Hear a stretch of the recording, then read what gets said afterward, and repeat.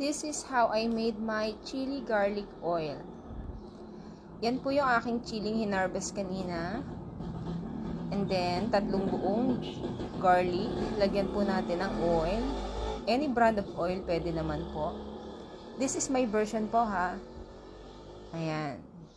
Let's blend. Let's make sure na patuloy na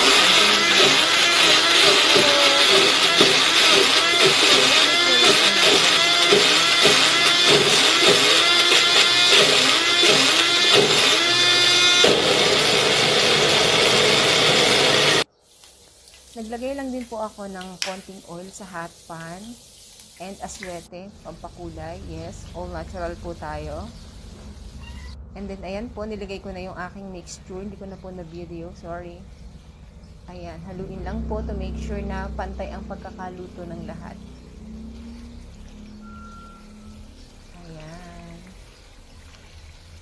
Halo-halo lang hanggang sa maluto. And eto po, almost done. Nilagyan ko na po yan ng asukal, soy sauce. Konti lang po. And this is it, my version of chili garlic oil.